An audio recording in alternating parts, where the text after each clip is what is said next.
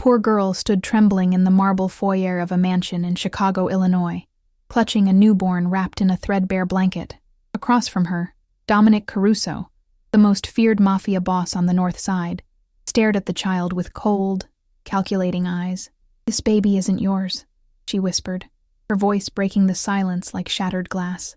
The words hung in the air, heavy with desperation and truth. Dominic's jaw tightened, his hand instinctively reaching for the envelope in his jacket pocket, the DNA test results he'd received that morning. When he finally opened it, the paper slipped from his fingers, and for the first time in 20 years, the unshakable Don of Chicago felt the ground disappear beneath him.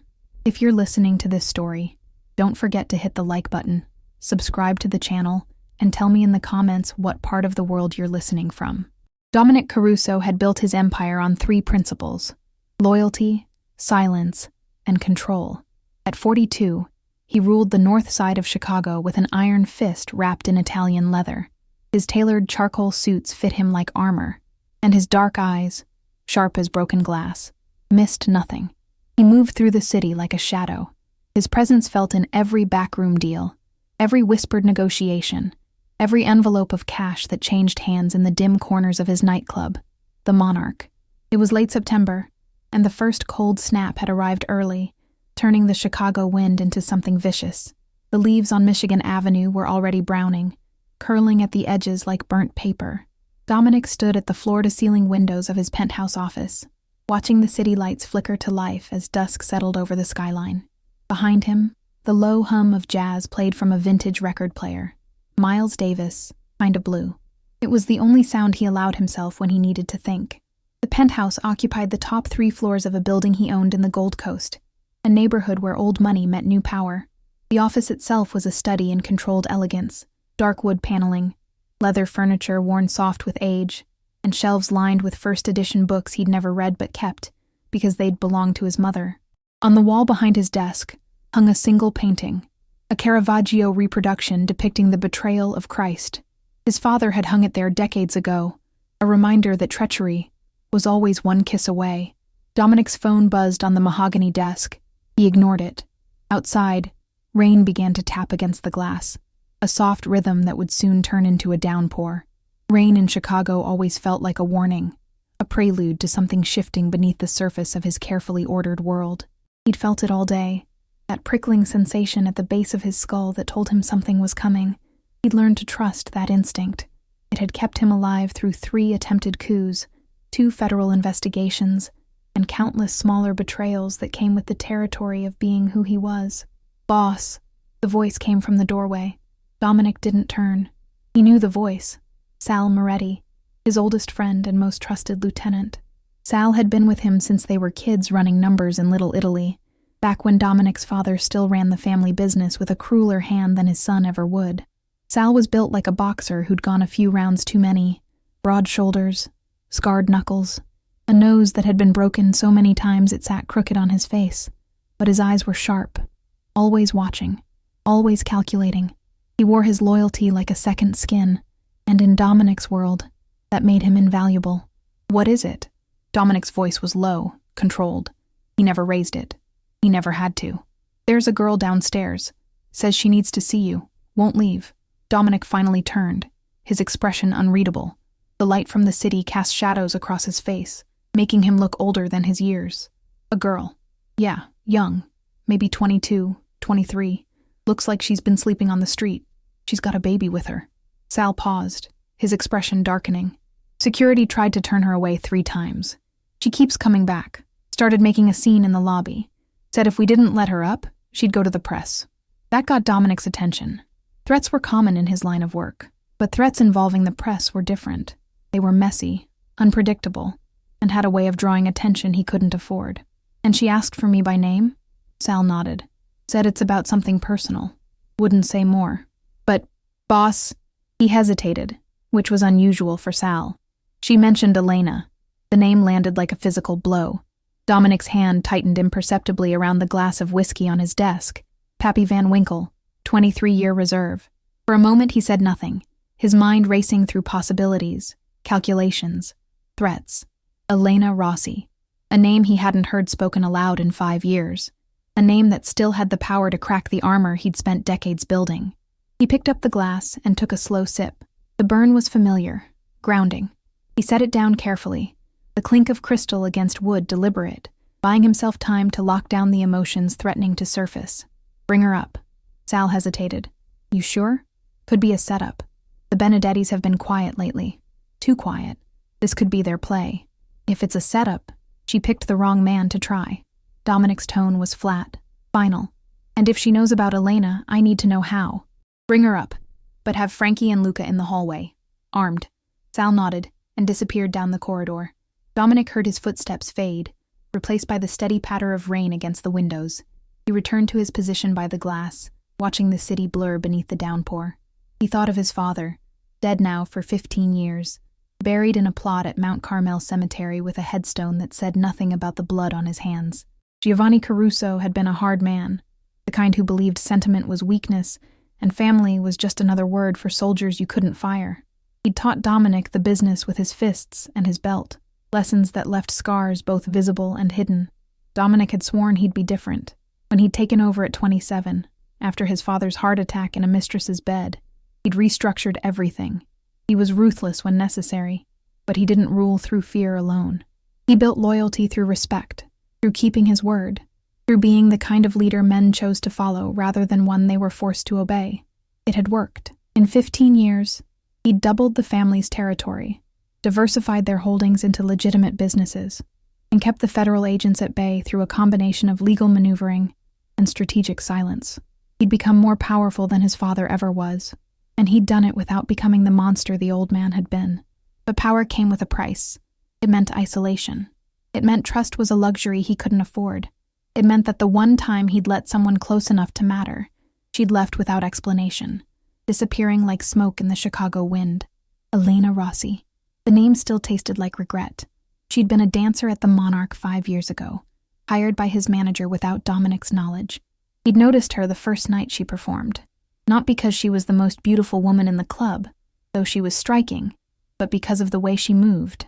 There was a grace to her, a kind of controlled passion that reminded him of the way he approached his own work, precise, intentional, powerful. He'd watched her for weeks before approaching her, breaking his own rule about getting involved with employees. When he finally did, she'd looked at him with those dark, intelligent eyes and said, "I was wondering how long you'd wait." They'd been together for 8 months. 8 months of stolen moments between his obligations, of conversations that stretched into dawn, of her seeing through every wall he'd built, and somehow not being afraid of what she found. She'd known what he was. He'd never lied to her about that, but she'd looked at him like he was more than the sum of his sins. And then, one February morning, she was gone. Her apartment emptied overnight, her phone disconnected, her friends claiming they didn't know where she'd gone. He'd searched for her, discreetly, because a man in his position couldn't afford to look weak, but she'd vanished completely. No trace, no explanation, no goodbye. He told himself he didn't care. He'd buried himself in work, in expanding his empire, in proving that he didn't need anyone. He'd almost believed it. The sound of footsteps pulled him back to the present. Sal returned, and behind him, a girl stepped into the office. Dominic turned from the window, his expression carefully neutral, and took her in with the practiced assessment of a man who'd learned to read people in seconds. She was thin, too thin, with the kind of gauntness that came from missed meals and chronic stress. Her clothes were worn, a faded denim jacket over a stained gray hoodie, jeans with holes that weren't fashionable but functional, sneakers held together with duct tape.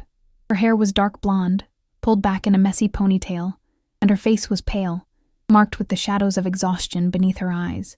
But it was her eyes that caught his attention. They were blue, clear, despite the obvious fatigue, and they held a kind of desperate determination that reminded him of soldiers he'd known, people who'd been pushed to their limits and found something harder than steel on the other side. In her arms, wrapped in a blanket that had once been white but was now a dingy gray, was a baby.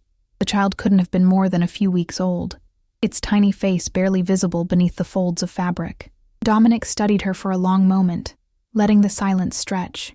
It was a tactic he'd learned early. People felt compelled to fill silence, and what they said in those first uncomfortable moments often told him everything he needed to know.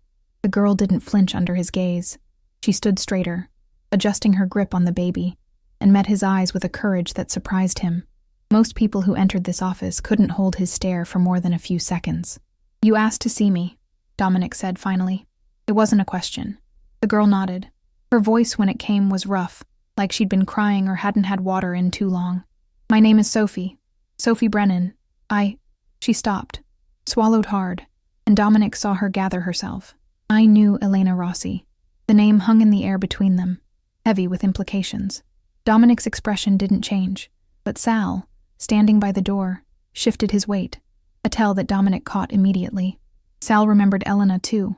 Everyone who'd been around 5 years ago remembered her. "Go on," Dominic said, his voice carefully neutral. Sophie's eyes filled with tears, but she blinked them back. "She's dead."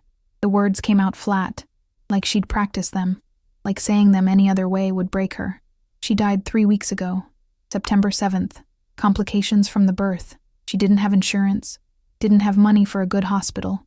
I tried to help, but..." Her voice cracked, and she looked down at the baby. "I was her roommate. We lived in a studio in Pilsen. She told me if anything happened, I should bring the baby to you. She said you'd know what to do." Dominic felt something cold settle in his chest. Elena was dead. The words didn't seem real, didn't seem possible. He'd spent 5 years telling himself he'd moved on, that she was just another person who'd passed through his life. But hearing it confirmed, hearing that she was gone permanently, irrevocably, it hit him harder than he'd expected. He kept his face impassive, years of practice allowing him to lock down the grief threatening to surface. Why would she say that? Sophie met his eyes again, and in that moment, he saw the truth before she spoke it. "Because she said you're the father." The words hung in the air, impossible and undeniable. Dominic's hands curled into fists at his sides, but he didn't move. He looked at the baby, really looked at it for the first time. The child was tiny, fragile, with a tuft of dark hair visible beneath the blanket and skin still red from the newness of life. "That's not possible," he said, though his voice lacked conviction. His mind was already doing the math. 5 years since Elena left. But if she'd been pregnant when she disappeared. "She left because she was pregnant," Sophie said, as if reading his thoughts. "She told me everything. She said she loved you, but she was terrified of your world, terrified of what it would mean to raise a child in it. She thought leaving was the right thing to do, that it would keep the baby safe." Dominic turned away, his mind racing. Elena had been pregnant. She'd left to protect their child. She'd spent 5 years alone, struggling, and he'd never known. The guilt was immediate and crushing, mixing with anger, at her for not telling him, at himself for not finding her, at the world for being the kind of place where a woman felt she had to run to keep her child safe. "She tried," Sophie continued, her voice soft. "She worked 3 jobs, saved every penny, but it wasn't enough. When the labor started, there were complications. She waited too long to go to the hospital because she was afraid of the bills. By the time I convinced her, it was too late. They did everything they could, but she'd lost too much blood." Dominic closed his eyes, the image of Elena dying alone in some underfunded hospital cutting through him like a blade. And the baby? Healthy, physically at least. "But she needs..." Sophie's voice broke. "She needs a home. I can barely take care of myself. I'm living in a shelter right now. I can't give her what she needs. But Elena said you would. She said despite everything, you were a good man. She said if I brought the baby to you, you'd protect her." Dominic opened his eyes, staring out at the rain-soaked city. Protect her. The words echoed in his mind, colliding with everything he knew about his world. A baby was a weakness. A baby was a target. Every enemy he'd ever made would see her as leverage, as a way to get to him. His father's voice echoed in his memory. "Never give them something to use against you." But this wasn't just any baby. This was Elena's child, possibly his child, and Elena had trusted him enough, even after 5 years of silence, to send Sophie here. He turned back to face them. "What's the baby's name?" "Elena didn't name her. She said..." Sophie's voice caught. "She said that was your right, if you're really the father." Dominic stepped closer, looking down at the infant. The baby's eyes were closed. Her tiny fist curled against her mouth. She made a small sound, something between a sigh and a whimper, and something in Dominic's chest cracked open, something he'd kept locked away for so long he'd forgotten it existed. "I'll need proof," he said quietly, his voice rougher than usual. "A DNA test." Sophie nodded, relief flooding her face. "I understand. I have her birth certificate. Elena listed you as the father, but I know you'll want to be sure. Dominic gestured to Sal. Take them to the guest suite on the second floor. Get them food, clean clothes, whatever they need, and call Dr. Marchetti. Tell him I need a paternity test done tonight, discreetly. No records, no paperwork trail. Sal nodded, his expression carefully neutral, though Dominic could see the questions in his eyes. They'd talk later, once Sophie and the baby were settled. This way, Sal said to Sophie, his voice gentler than usual. Sophie moved toward the door, then paused, looking back at Dominic. Her eyes were red from crying, but there was something else there too. Hope, maybe, or desperation. She loved you, she said again, her voice barely above a whisper. Even at the end, when she was dying, she kept saying your name. She wanted you to know that. She wanted you to know she never stopped loving you. The words hit him like a physical blow, but he kept his expression neutral. He nodded once, a sharp acknowledgement, and Sophie left, following Sal down the hallway. When the door closed, Dominic was alone with the rain and the ghost of a woman he'd never stopped thinking about. He walked to his desk, poured another whiskey, and drank it in one swallow. The burn did nothing to ease the ache in his chest. He thought of Elena, of her smile, of the way she'd looked at him like he was capable of being more than what his father had made him. He thought of her dying alone, afraid, clutching the hope that he'd take care of their child. He thought of the 5 years she'd spent struggling, trying to build a life away from his world, only to have it end in a hospital room with strangers. The guilt was overwhelming, but beneath it was something else, something harder and more dangerous. Anger, at the world that had forced her to make that choice, at himself for not being the kind of man she could trust with the truth, at the life he'd built that was so steeped in violence that a woman he loved had chosen poverty and isolation over staying with him. He walked back to the window, pressing his palm against the cold glass. Outside, the city glittered and bled, indifferent to the fracture running through his carefully ordered world. The rain had intensified, sheets of water cascading down the windows, distorting the lights below into abstract patterns. The record player had stopped, the needle clicking rhythmically at the end of the album. The silence was deafening, broken only by the rain and the sound of his own breathing. Dominic Caruso, the man who controlled the north side of Chicago, who'd built an empire on loyalty and fear, who'd never let anyone see him vulnerable, stood alone in his office and felt the weight of everything he'd lost. And somewhere in the building below him, wrapped in a threadbare blanket, was a tiny life that might be his responsibility, his daughter, his blood. The thought terrified him more than any enemy ever had. The DNA test took 48 hours. Dr. Marchetti had come personally, a small man in his 60s with steady hands and the kind of discretion that came from decades of serving families like Dominic's. He'd taken the samples, a cheek swab from the baby, another from Dominic without comment, his expression professionally neutral. He'd promised results within 2 days and left as quietly as he'd arrived. Dominic spent those 48 hours in a state he hadn't experienced in years. Uncertainty. It was a feeling he despised, this lack of control, this waiting for information that would fundamentally alter the trajectory of his life. He moved through his days with the same precision, the same cold efficiency that had become his trademark, but beneath the surface, something had shifted. He found himself standing outside the guest suite at odd hours, listening to the soft cries of the baby through the door, his hand hovering over the handle before he turned away. He told himself he was maintaining distance until the results came back, that getting attached before knowing for certain would be foolish. But the truth was more complicated. He was afraid of what it would mean if she was his, and perhaps more afraid of what it would mean if she wasn't. Sophie stayed in the penthouse, too afraid to leave, too uncertain of what came next. Dominic had Sal arrange for everything she needed, a nurse to help with the baby, clothes that actually fit, food that didn't come from a convenience store. The guest suite was more luxurious than anywhere Sophie had ever lived, with its king-sized bed, marble bathroom, and windows overlooking the city. But Dominic could see the way she moved through it like a ghost, never quite comfortable, always waiting for the other shoe to drop. He didn't speak to her again during those 2 days. Not yet. Not until he knew. Instead, he watched from a distance, observing through the security cameras he had throughout the penthouse, a habit born of paranoia that had saved his life more than once. He watched Sophie care for the baby, with a tenderness that spoke of genuine love, watched her rock the infant when she cried, Watched her sing soft lullabies in a voice that cracked with exhaustion and grief, and he watched the baby. She was so small, so impossibly fragile. When she cried, it was a sound that seemed too large for her tiny body, a wail of need and confusion that made something in Dominic's chest tighten. When she slept, she looked peaceful, unaware of the complicated world she'd been born into, unaware that her very existence might reshape everything. On the second night, Dominic sat in his office with a bottle of whiskey and the weight of waiting. The rain had returned, as it seemed to do every night now, a constant presence that matched his mood. He'd tried to work, to focus on the business that required his attention, shipments to approve, disputes to mediate, money to launder through the network of legitimate businesses he'd built, but his mind kept drifting back to the guest suite, to the baby, to Elena.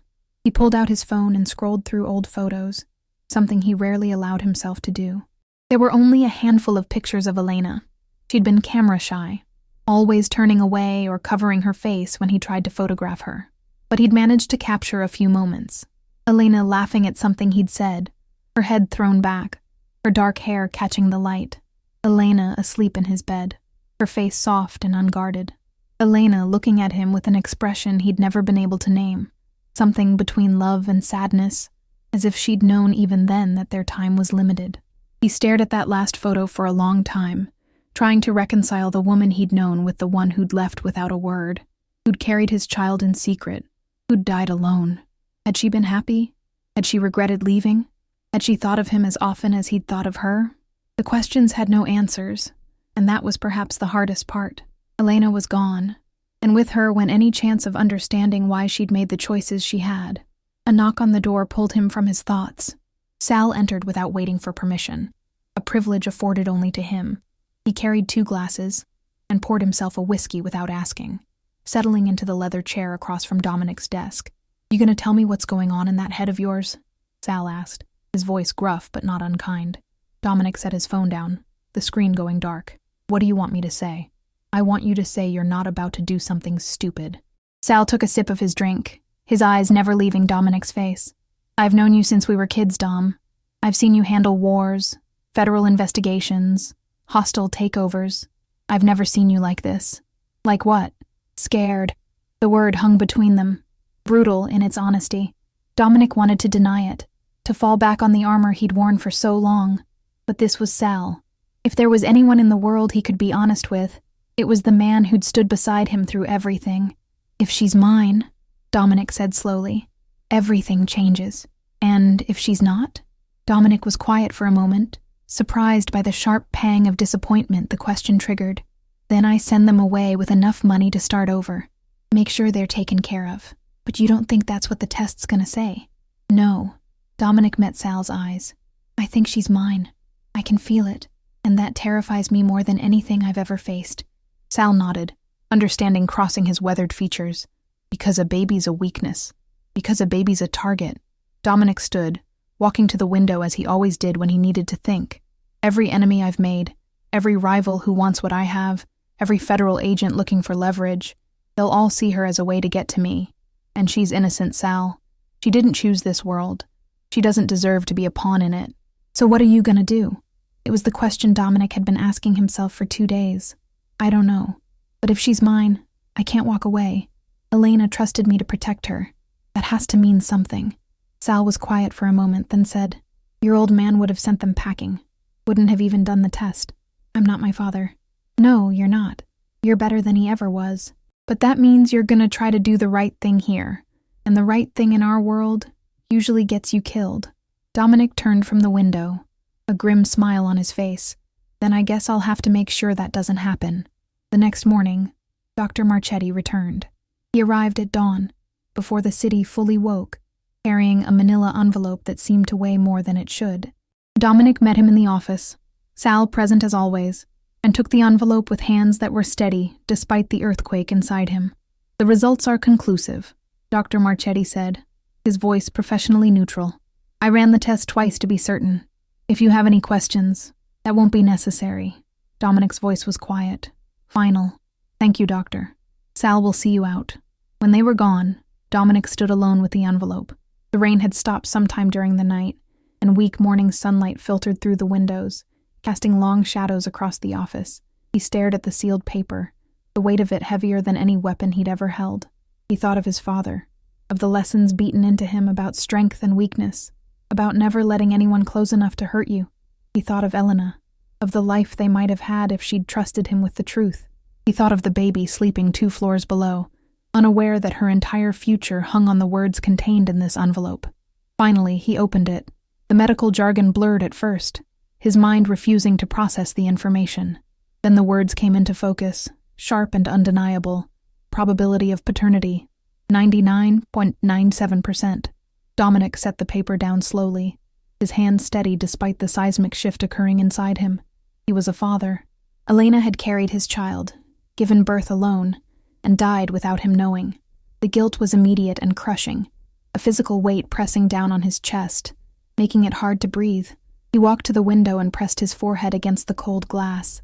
His eyes closed. A father. The word felt foreign, impossible. He'd never imagined himself in that role, had actively avoided it. Children were complications, vulnerabilities, weapons that could be used against you. His own childhood had taught him that lesson brutally. He'd been a tool in his father's hands, shaped and molded and broken until he fit the mold of what Giovanni Caruso wanted in an heir. He'd sworn he'd never do that to another human being, and yet here he was, faced with a daughter he hadn't known existed, a tiny life that was now his responsibility. The fear was overwhelming, but beneath it was something else, something he hadn't expected, a fierce, protective instinct that rose up from somewhere deep and primal. This was his child, his blood, and Elena had trusted him, even after everything, to keep her safe. He wouldn't fail her. He couldn't. Dominic opened his eyes and straightened, his decision made. He walked out of the office and down the hallway to the guest suite, not bothering to knock. Sophie was sitting in a chair by the window, the baby in her arms, both of them bathed in the weak morning light. She looked up when he entered, her eyes wide and fearful. "It's confirmed," Dominic said, his voice quiet but carrying the weight of absolute certainty. "She's mine." Sophie's shoulders sagged with relief so profound it was almost physical. Tears spilled down her cheeks, and she clutched the baby closer. "Thank God. I was so afraid you'd—" She couldn't finish the sentence. "What's her birth date?" Dominic asked, stepping closer. "September 7th. She was born at 3:47 in the morning." Sophie's voice was thick with emotion. Elena held her for about 10 minutes before the bleeding got worse. She kissed her forehead and told her she loved her. Those were the last words she said. Dominic felt something crack inside him, a fissure in the armor he'd built so carefully. He looked down at the baby, his daughter, really seeing her for the first time with the knowledge that she was his. She was awake, her dark eyes staring up at him with an intensity that seemed impossible for someone so small. He reached out, hesitant, his hand hovering over her tiny form. Then, with a gentleness that surprised even him, he touched her cheek. Her skin was impossibly soft, warm. She turned her head toward his hand, her mouth opening in an instinctive searching motion, and her tiny fingers wrapped around his thumb with surprising strength. The gesture undid him completely. This small, perfect person was his. She carried his blood, Elena's legacy, and a future he couldn't yet imagine, and she was looking at him with complete trust, unaware of who he was or what he'd done, seeing only a presence that might provide comfort. "Can I hold her?" The words came out rougher than he intended. Sophie nodded, standing carefully and transferring the baby into his arms. Dominic had held weapons, had held the power of life and death over countless people, but he'd never held anything that felt as significant as this. She was so light, so fragile, fitting into the crook of his arm like she belonged there. The baby made a small sound, something between a coo and a sigh, and settled against him. Her eyes drifted closed, her breathing evening out, and Dominic felt his heart do something it hadn't done in years. It opened. "What are you going to do?" Sophie asked softly. "I'm going to keep her," Dominic said, the words coming with absolute certainty. "I'm going to protect her, whatever it takes." "And me?" Dominic looked up, meeting Sophie's eyes. He saw the fear there, the uncertainty of someone who'd been living on the edge for too long. "You brought her to me when you could have walked away. You kept Elena's promise. That means something." He paused, considering. "You can stay as long as you need to. I'll make sure you're taken care of, but I need to know, is there anything else? Anything about Elena, about how she died, that I should know. Sophie hesitated, and in that hesitation, Dominic saw something flicker across her face. Fear, maybe, or guilt. No, she said finally. I've told you everything. It was a lie. Dominic had spent decades reading people, learning to spot the tells that gave away deception. Sophie was hiding something, but he didn't push. Not yet. There would be time for questions later. Right now, he had more immediate concerns. He spent the rest of the day making arrangements, still holding his daughter, unwilling to let her go. He called Mrs. Callahan, a woman in her 60s who'd raised 5 children of her own and came highly recommended by one of his legitimate business associates. She arrived within hours, took one look at the baby, and immediately began organizing everything with the kind of efficient competence that reminded Dominic why he'd chosen her. He had contractors brought in to renovate the room next to his own, transforming it into a nursery. Mrs. Callahan provided a list of everything a newborn needed, and Dominic sent Sal out with a black credit card and instructions to buy it all. By evening, the penthouse was filled with cribs, changing tables, bottles, diapers, and an overwhelming array of items Dominic had no idea how to use.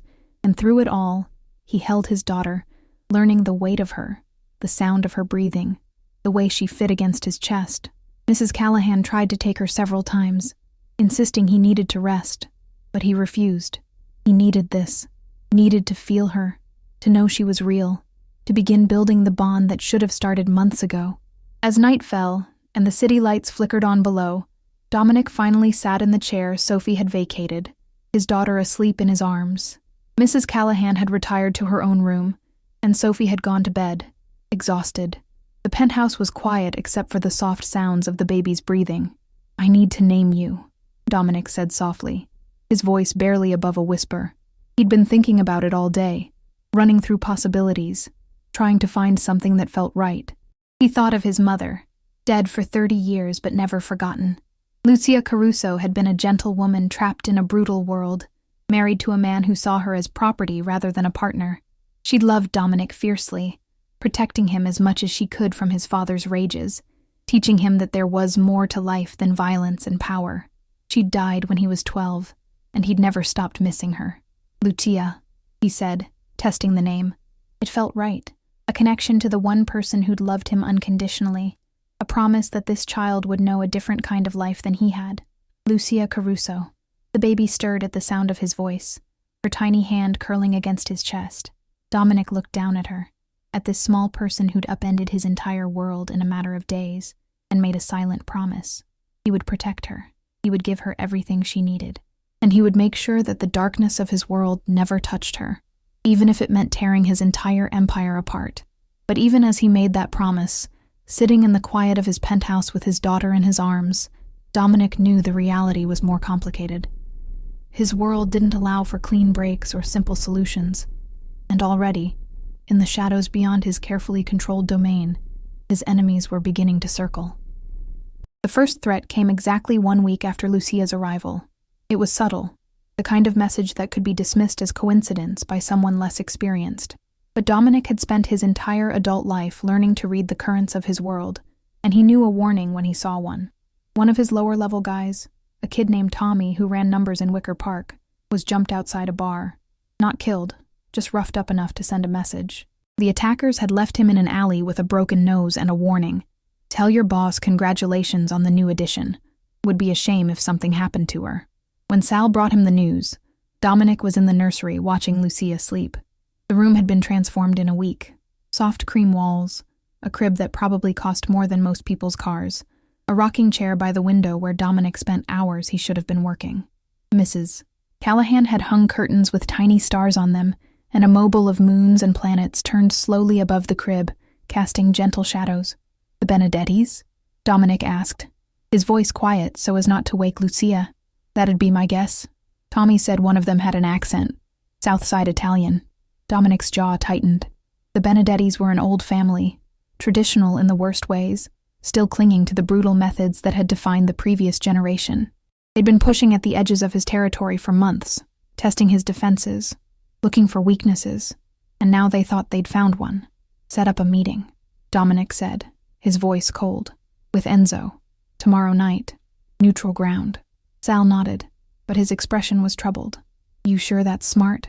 Going to them now, it looks like I'm responding to a threat against my daughter. Dominic turned from the crib, his eyes hard. Which I am. But I'm going to make sure they understand that threatening Lucia was the last mistake they'll ever make. The meeting was arranged for the following night at a warehouse on the south side, the kind of place where blood soaked into concrete, and no one asked questions. It was technically neutral ground, owned by a third party who rented it out for exactly these kinds of negotiations. Dominic arrived with Sal, Frankie, and Luca, all of them armed, all of them ready for the possibility that this was a trap. Enzo Benedetti was waiting inside, flanked by his own men. He was in his 50s, with silver hair and the kind of expensive suit that was meant to project power. But Dominic could see the calculation in his eyes, the way he was measuring, assessing, looking for advantages. "Dom," Enzo said, his voice carrying false warmth. "Good to see you. Congratulations on the baby." "A daughter, I hear?" Dominic didn't waste time with pleasantries. He walked forward until he was close enough that Enzo would have to look up to meet his eyes, using his height as another tool of intimidation. "You threaten my daughter again," he said, his voice calm and cold as winter, "and I'll burn your entire family to the ground, starting with you." Enzo tried to laugh it off, but the fear in his eyes was real. "It was just talk, Dom. No harm meant. You know how it is. People get excited, say things they don't mean. There's no such thing as just talk when it comes to my family." Dominic stepped even closer, his presence filling the space between them. "Lucia is off limits, completely. Anyone who forgets that, anyone who even mentions her name in a way I don't like, won't live long enough to regret it. Spread the word. Make sure everyone understands." He held Enzo's gaze for a long moment, letting the threat sink in, letting the other man see exactly how serious he was. Then he turned and walked away, his men falling into formation around him. As they drove back through the rain-slicked streets, Sal glanced at him.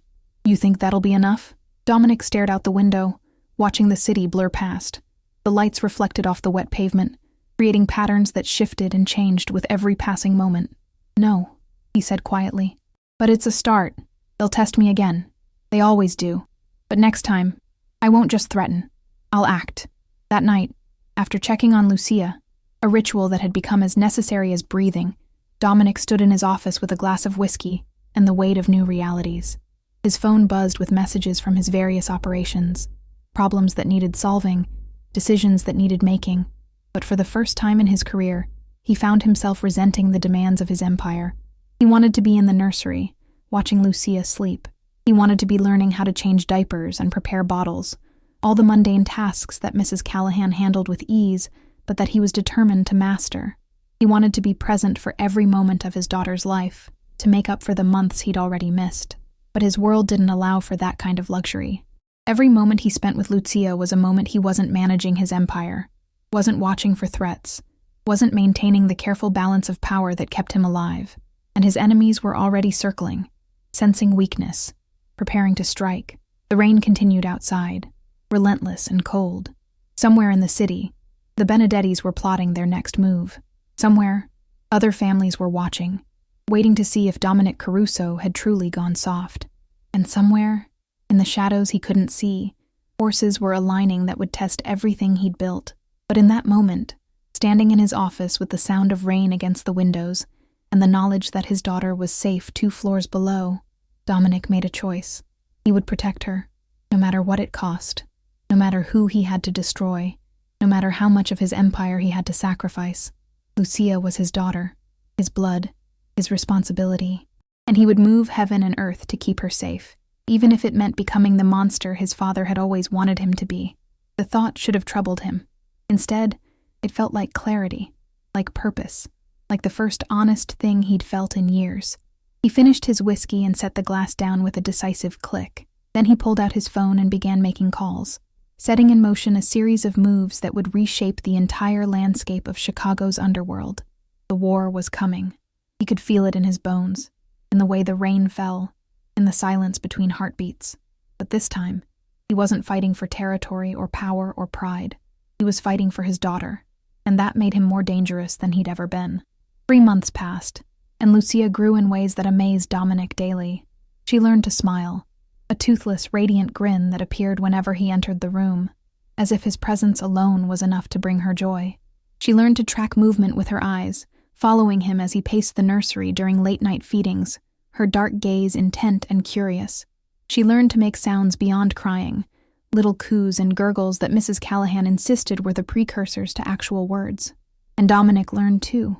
He learned that 3 a.m. feedings were simultaneously exhausting and precious, quiet moments when the rest of the world slept, and it was just him and his daughter in the soft glow of the nightlight. He learned that babies had an astonishing number of needs, and that meeting those needs required a level of attention and care he'd never applied to anything in his life. He learned that he could function on 4 hours of sleep if it meant being present for Lucia, that his empire could run with slightly less of his direct oversight, that the man he'd been before was being slowly transformed into someone he barely recognized. But he also learned that love, in his world, was a double-edged sword that cut deeper than any blade. The threats didn't stop after his confrontation with Enzo. If anything, they multiplied. As if his enemies had decided that his warning was a sign of weakness rather than strength, the Benedettis backed off temporarily, but others saw opportunity in the shift in Dominic's priorities. A crew from the west side, led by an ambitious young punk named Richie Malone, tried to ambush one of Dominic's shipments coming in through the port of Chicago. They killed 2 of his men and made off with $50,000 worth of product. But more troubling than the theft was the note they left behind, scrawled on a piece of cardboard and pinned to one of the bodies. "Next time we come for what really matters, give the baby a kiss for us." Dominic had dealt with the situation swiftly and brutally. Within 48 hours, Richie Malone and his entire crew were gone. Not dead, because Dominic had learned that corpses attracted federal attention, but disappeared in ways that sent a clear message. Richie himself was currently working on a fishing boat in Alaska, having been given a choice between that and a shallow grave in the Indiana dunes. But the message had been received by more than just Richie's crew. Word spread through the underworld that Dominic Caruso's daughter was a pressure point, a way to get under his skin. And while most were smart enough not to act on that information, the fact that they were thinking it, talking about it, was enough to keep Dominic awake at night. Then, there was Agent Reyes. Carmen Reyes had been trying to build a case against Dominic for 3 years, ever since she'd transferred to the Chicago field office of the FBI. She was relentless, brilliant, and utterly convinced that Dominic was the key to dismantling organized crime in the city.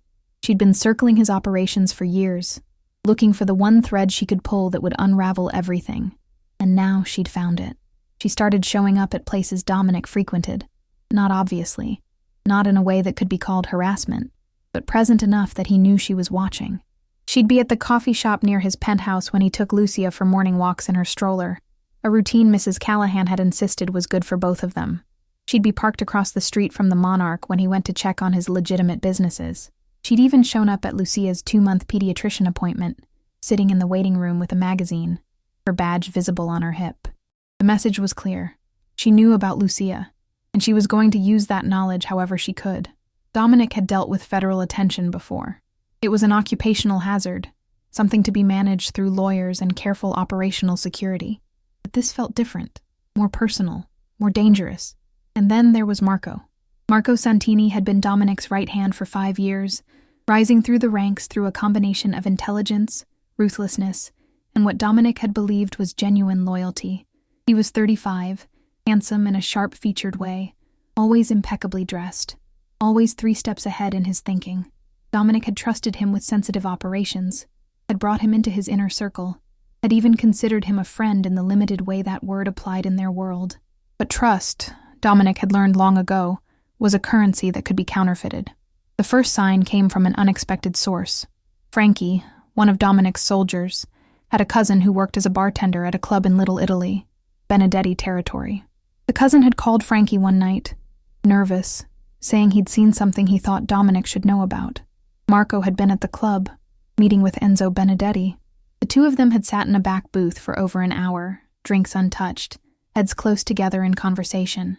When they'd left, they'd shaken hands, not the casual greeting of acquaintances, but the firm, deliberate handshake of men sealing an agreement. Frankie had brought the information to Sal, and Sal had brought it to Dominic. They'd sat in the office, the 3 of them, with the weight of betrayal hanging in the air like smoke. "You're sure?" Dominic had asked, though he already knew the answer. Frankie's cousin had no reason to lie, and Frankie himself was loyal to the bone.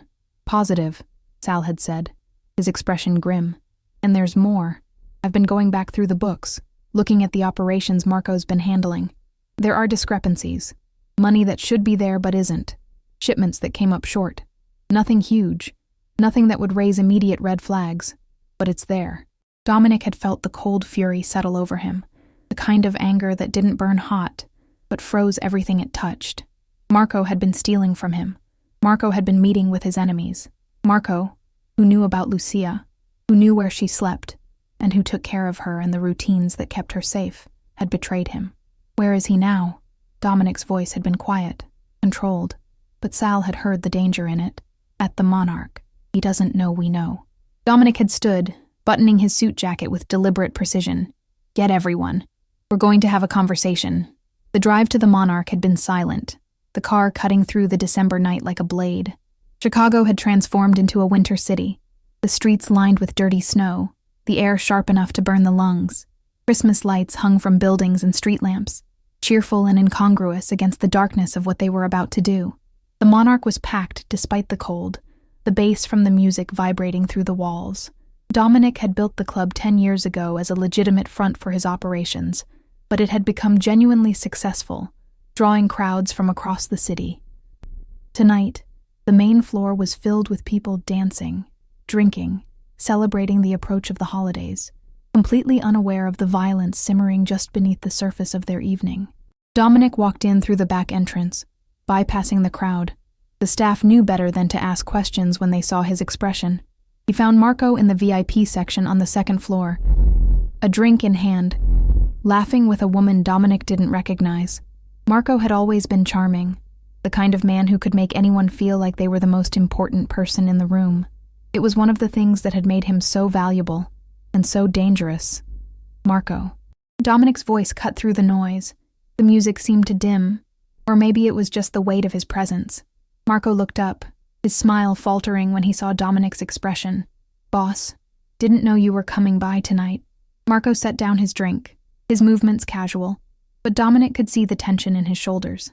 We need to talk. Upstairs. Marco's eyes flicked to the woman, then back to Dominic. He nodded, standing. Sure. Lead the way.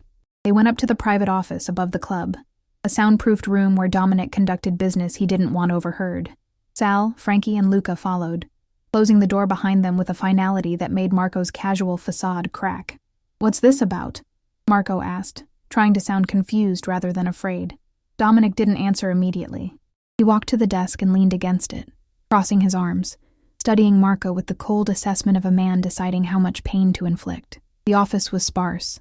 A desk, a few chairs, a safe hidden behind a painting of the Chicago skyline. No windows, no witnesses. How long have you been talking to the Benedettis? Dominic asked finally, his voice quiet. Marco's face went pale. For a moment, he looked like he might deny it, might try to bluff his way through. Then something shifted in his expression. Resignation, maybe, or defiance. A few months. And the money you've been skimming? How long has that been going on? Marco's jaw tightened. I wasn't skimming. I was taking what I earned, what I deserved. You were stealing. Dominic's voice remained calm, but the fury beneath it was unmistakable. From me, from the family.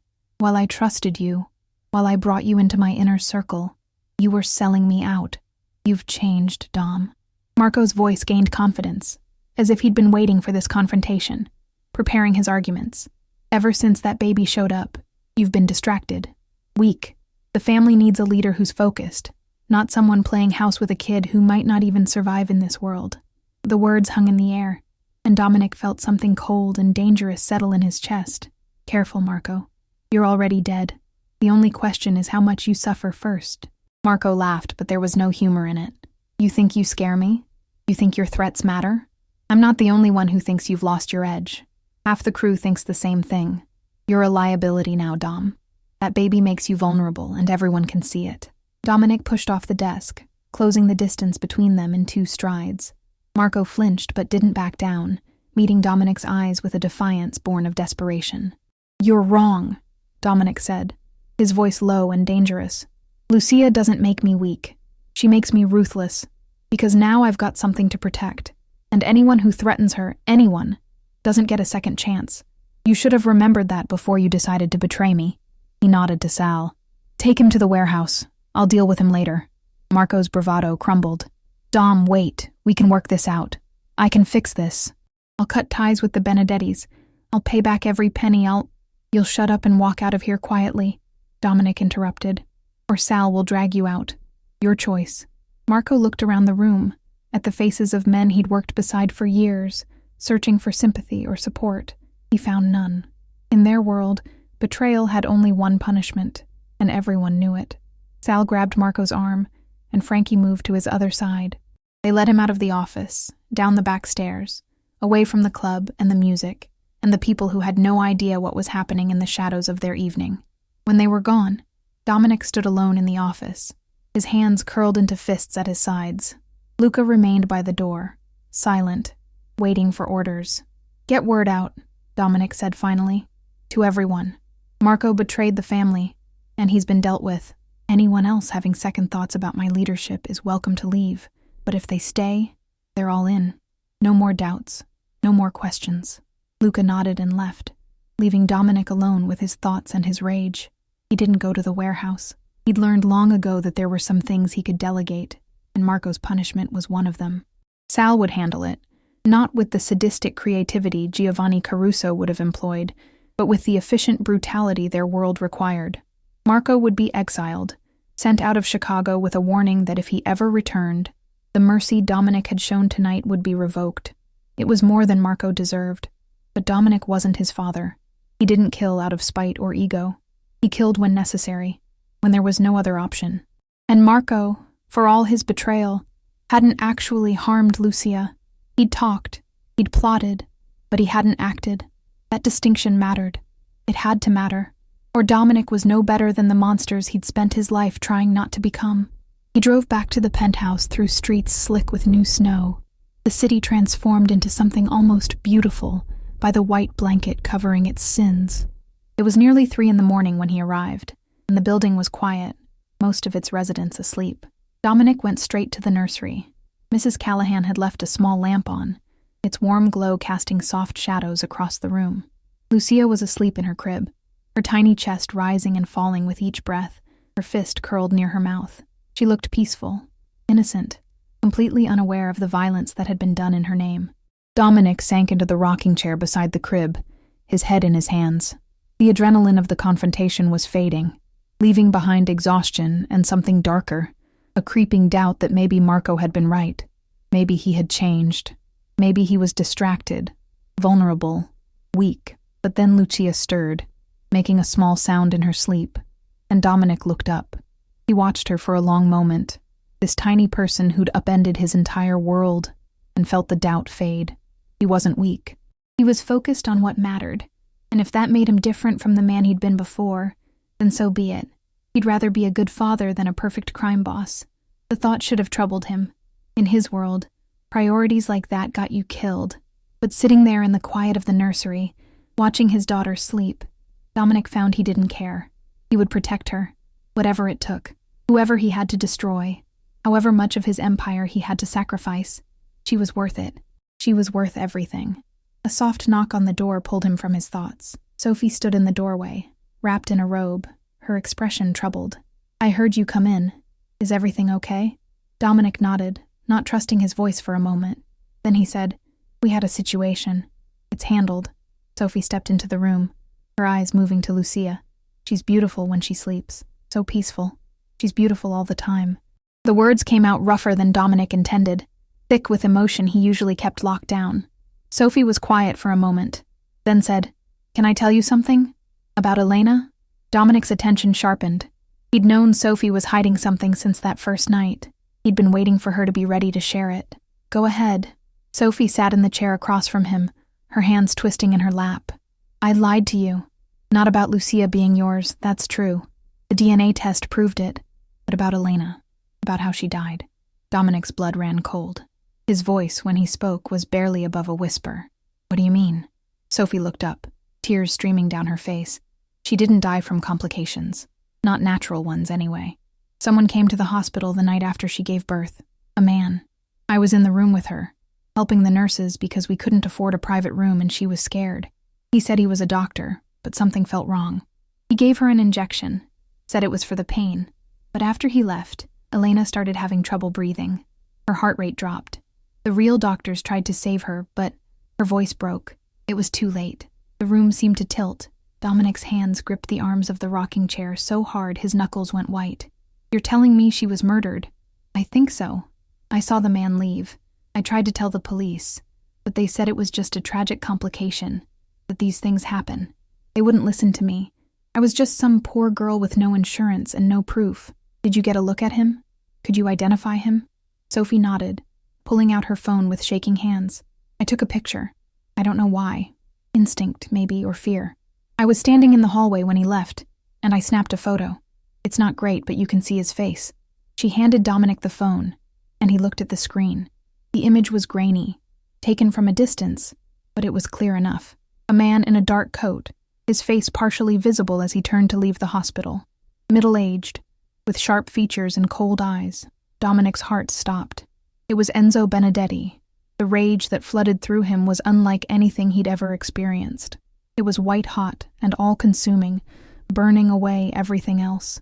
The exhaustion, the doubt, the carefully maintained control. Elena hadn't just died. She'd been murdered. Taken from him deliberately, cruelly, by a man who'd then had the audacity to threaten his daughter. "Why didn't you tell me this before?" Dominic's voice was raw, barely human. "I was scared," Sophie whispered. "I didn't know if I could trust you. I didn't know if you'd believe me, or if you'd think I was trying to manipulate you. But now I see what Lucia means to you. I see that Elena was right about you, and I can't keep this secret anymore. You deserve to know the truth." Dominic stood, his movements mechanical, his mind already racing ahead to what came next. Enzo Benedetti had murdered Elena, had taken her from him, from Lucia, in the most cowardly way possible, and then he'd threatened to do the same to their daughter.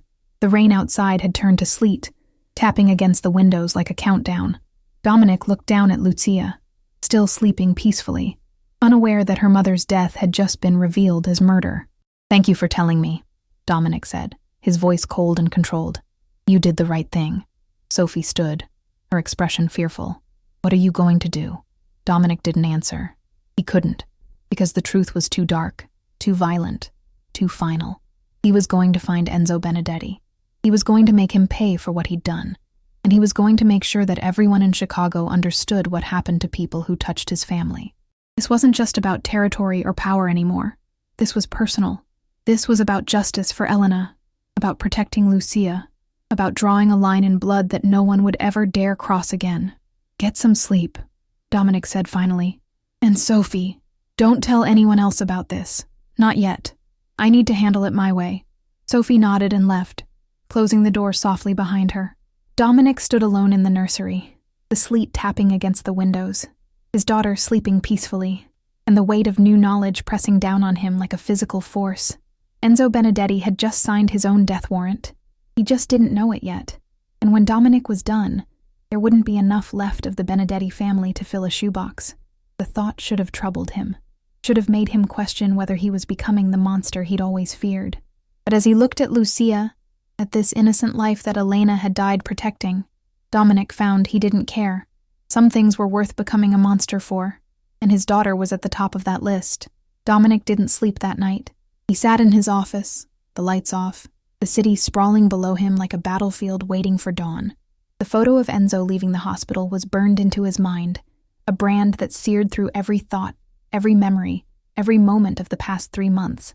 Elena's face haunted him, her smile, her laugh, the way she'd looked at him like he was more than the sum of his sins. He remembered the last time he'd seen her, the morning she'd left. She'd been quiet that day, distant in a way that had troubled him, but that he'd attributed to one of her moods. She'd kissed him goodbye, her lips lingering on his for just a moment longer than usual, and then she'd walked out the door. He'd never seen her again. Now he knew why. She'd been pregnant, terrified, trying to protect their child from his world. And when she'd finally given birth, when she should have been safe, when she should have been beginning her life as a mother, Enzo Benedetti had walked into her hospital room and murdered her. The rage was a living thing inside him, coiled and waiting. But beneath it was something even more powerful: guilt. If he'd been different, if he'd been the kind of man Elena could have trusted with the truth, She might still be alive. If his world wasn't so steeped in violence and danger, she wouldn't have felt the need to run. If he'd found her sooner, if he'd protected her better, if he'd been more than what his father had made him. The thoughts were poison, but he couldn't stop them. They circled through his mind like vultures, picking at every decision he'd ever made, every choice that had led to this moment. By dawn, he'd made his decision. He called Sal, Frankie, and Luca to the penthouse. They arrived within the hour, their faces grim. They knew the look in Dominic's eyes. They'd seen it before, back when he'd first taken over the family, when he'd had to prove he was willing to do what his father never could, lead with both strength and strategy. But this was different. This was personal in a way that transcended business, that went beyond the usual calculations of power and territory. "We're going after the Benedettis," Dominic said when they were all assembled in his office. His voice was calm, but the fury beneath it was unmistakable. "All of them. I want their operations shut down, their money seized, their connections severed. I want them isolated and desperate. And then I want Enzo brought to me, alive." Sal nodded slowly. "What's the timeline?" "Fast. I want this done within the week. Hit them hard. Hit them everywhere. Don't give them time to regroup." Frankie leaned forward. "Boss, that's going to draw a lot of attention. The other families, the feds, everyone's going to notice." "Let them notice." Dominic's voice was ice. "I want them to see what happens when someone touches my family. I want every two-bit punk and ambitious underboss in this city to understand that there are lines you don't cross." And Enzo crossed all of them. Luca, usually the quietest of the group, spoke up. "What about Lucia? If we go to war, she becomes an even bigger target." It was the question Dominic had been wrestling with all night. Starting a war would put Lucia in more danger, not less. But doing nothing, letting Enzo walk free after what he'd done, that was impossible. It would signal weakness, would invite more threats, would make Lucia a target for every enemy who thought Dominic had gone soft. "I'm moving her," Dominic said. "Today. There's a house in Lake Geneva, Wisconsin. It's under a shell company, completely off the books. Mrs. Callahan will go with her, and I'm putting a security team on them. Former military, people I trust. Lucia stays there until this is over." It was the right call strategically, but saying it out loud felt like tearing out his own heart. He'd spent 3 months learning to be a father, building routines around Lucia's needs, becoming someone who put her first. And now he was sending her away, back into the shadows and secrecy that defined his world. But it was the only way to keep her safe, and keeping her safe was all that mattered. The operation began that afternoon. Dominic's organization moved with the precision of a military strike, hitting the Benedettis on multiple fronts simultaneously. Frankie and a team of 6 men hit the Benedettis' main warehouse, a distribution hub for their drug trade on the south side. They went in at dusk, when the shift change meant minimal security, and torched the place. The fire burned for hours, visible from miles away, a pillar of smoke rising into the winter sky like a signal flare. Luca went after their money. The Benedettis, like most old-school families, kept their cash in several locations. Safe houses, legitimate businesses, safety deposit boxes. Luca had spent years building relationships with people in banks and real estate, and he called in every favor he had. By midnight, 3 of the Benedettis' major cash reserves had been seized, frozen, or simply disappeared. Sal targeted their connections. The Benedettis' power came not just from their own operations, but from their alliances with other families, their relationships with corrupt officials, their network of informants and enforcers. Sal systematically dismantled those connections, using a combination of threats, bribes, and carefully leaked information to turn the Benedettis' allies against them. And Dominic went after their reputation. In their world, respect was currency, and fear was power. He made sure that everyone knew what the Benedettis had done, that they'd murdered an innocent woman, that they'd threatened a baby, that they'd crossed lines even the most ruthless criminals understood were sacred. He spread the word through every channel he had, making sure that the Benedettis weren't just weakened, but shamed. Within 48 hours, the Benedetti family was in freefall. Their operations were in chaos, their money was gone, and their allies had abandoned them. Enzo went into hiding, disappearing into the network of safe houses and loyal soldiers that every family maintained for exactly these situations. But Dominic's men were relentless. They searched every known Benedetti property, leaned on every associate, followed every lead, and slowly, methodically, they closed the net. While his organization waged war, Dominic dealt with the other consequences of his actions. Agent Reyes showed up at his penthouse on the third day, her badge in hand, her expression a mixture of anger and grudging respect. "You're starting a war," she said when Dominic let her in. She stood in his office, refusing the seat he offered, her posture rigid with professional outrage. 3 major fires, millions of dollars in seized assets, and at least a dozen assaults in the past 72 hours. And all of it traces back to you. "I don't know what you're talking about," Dominic said calmly, pouring himself a whiskey. He didn't offer her one. "I'm a legitimate businessman. If there's criminal activity happening in Chicago, that's your job to investigate, not mine. Cut the bullshit, Caruso." Reyes stepped closer, her dark eyes blazing. "I know what you're doing. I know why you're doing it, and I'm here to tell you that if you keep going down this path, I'll have enough evidence to put you away for life." Dominic met her gaze, his expression unreadable. "Then do it. Arrest me. Build your case. But we both know you don't have anything concrete, or you'd have done it already." Reyes was silent for a moment, and Dominic could see the frustration warring with something else in her expression. Finally, she said, "I also know about Elena Rossi, about how she died." That got his attention. Dominic's hand tightened imperceptibly around his glass. "What do you know?" "Enough to know that Enzo Benedetti had her killed. Enough to know that you're not just going after him for business. You're going after him for revenge." She paused, then pulled a folder from her bag and set it on the desk between them. "And I'm here to offer you a deal." Dominic glanced at the folder but didn't touch it. "I don't make deals with the feds. You will with this one." Reyes opened the folder, revealing photos, financial records, witness statements. "I've been investigating the Benedettis for years. They're into everything: drugs, human trafficking, money laundering, murder for hire. But I've never been able to get close enough to take them down. The witnesses are too scared. The evidence is too circumstantial.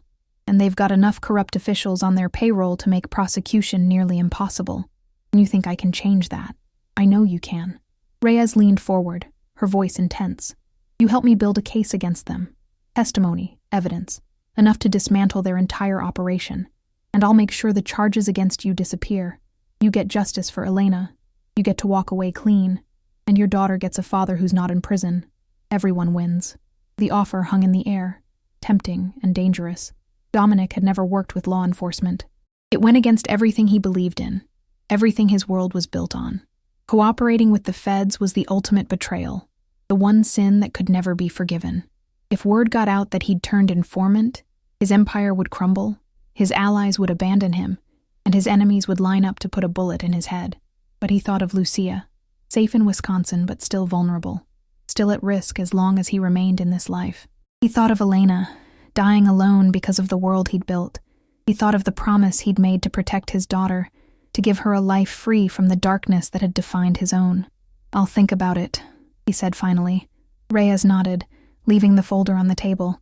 "You've got 48 hours. After that, the offer's off the table, and I come after you with everything I've got. And Caruso," she paused at the door, looking back, "I know you think you're doing the right thing, going after the Benedettis like this. But revenge isn't justice. It's just more violence. Your daughter deserves better than that."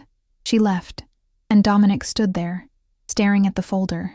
Inside, he knew, was a way out, a way to end the cycle of violence, to give Lucia a chance at a normal life, to become something more than what his father had made him. But it would mean betraying everything he'd ever stood for. It would mean becoming the one thing his world despised, a rat. That night, Dominic drove to Lake Geneva.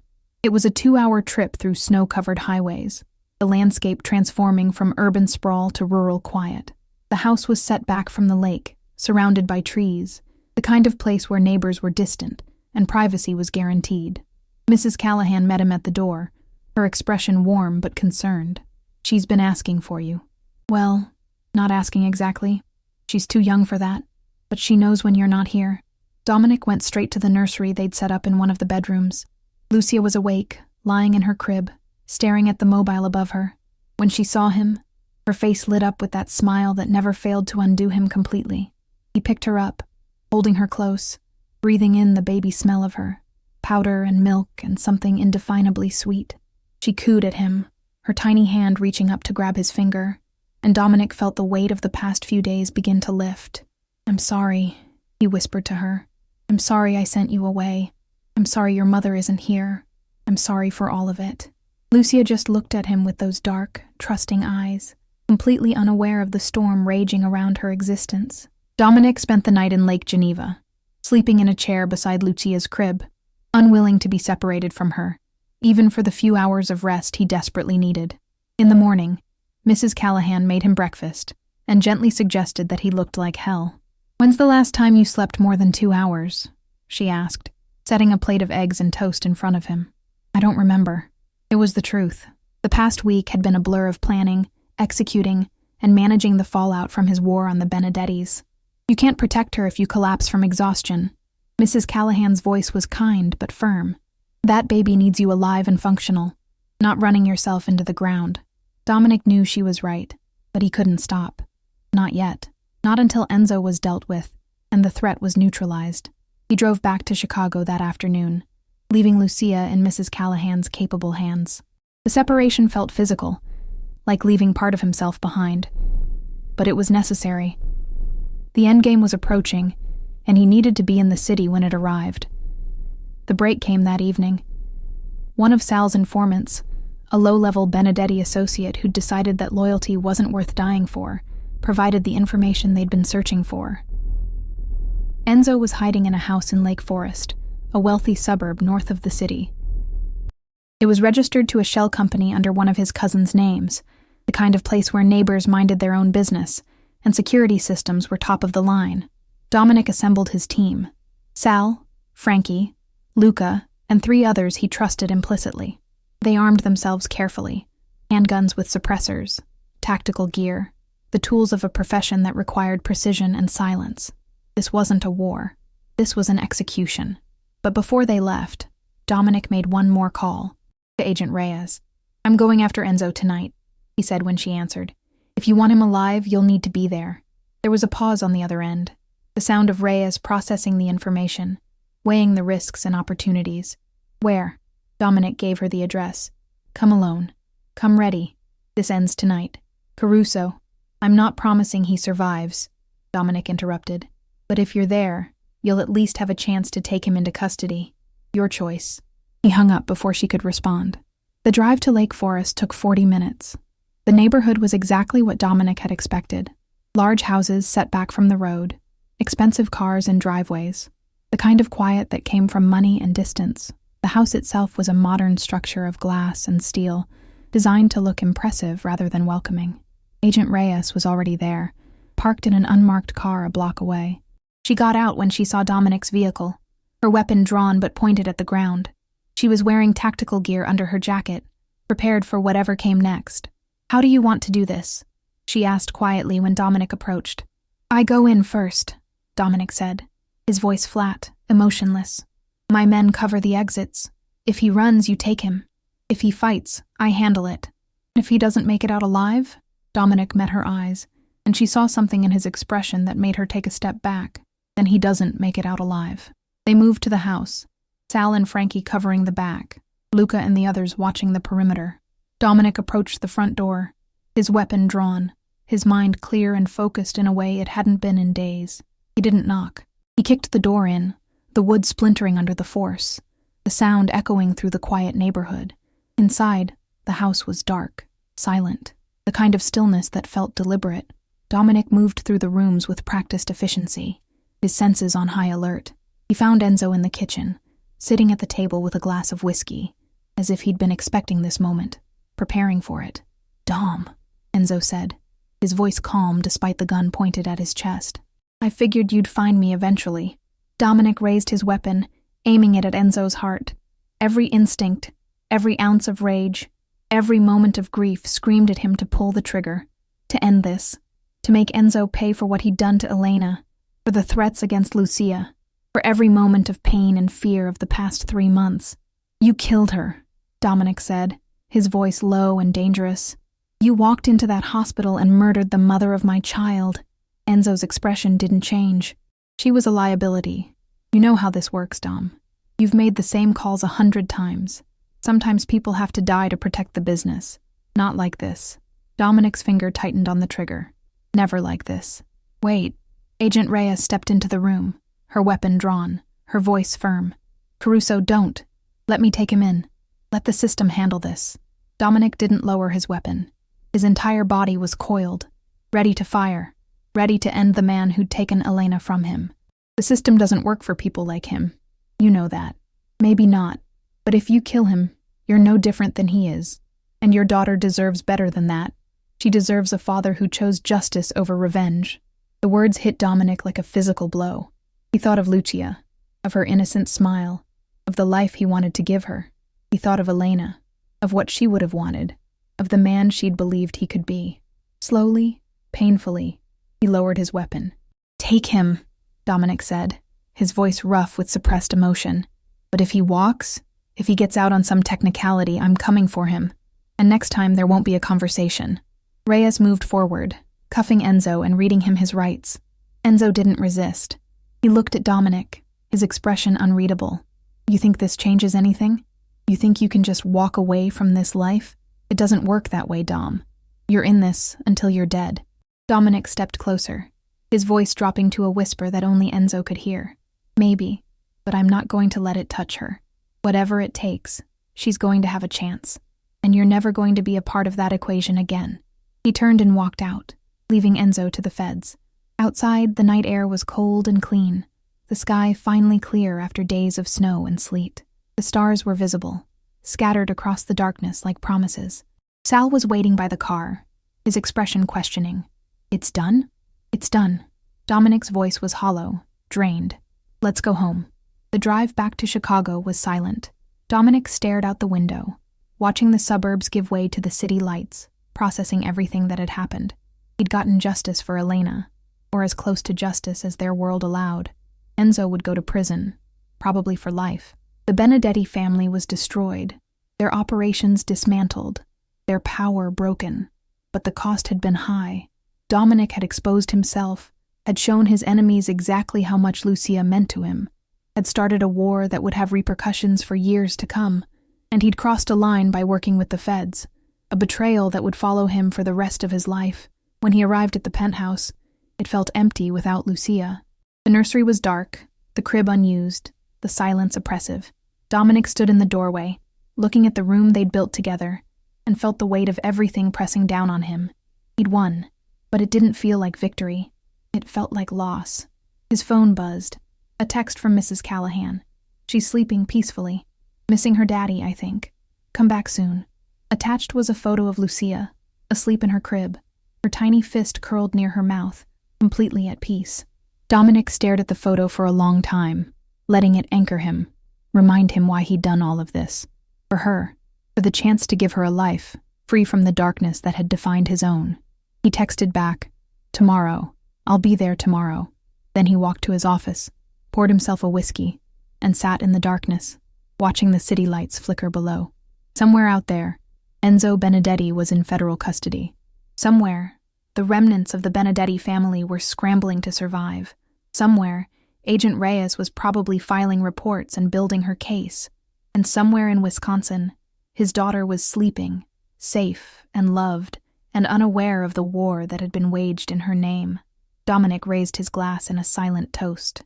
To Elena, to Lucia, to the future he was determined to build no matter the cost. Then he drank and let the darkness take him.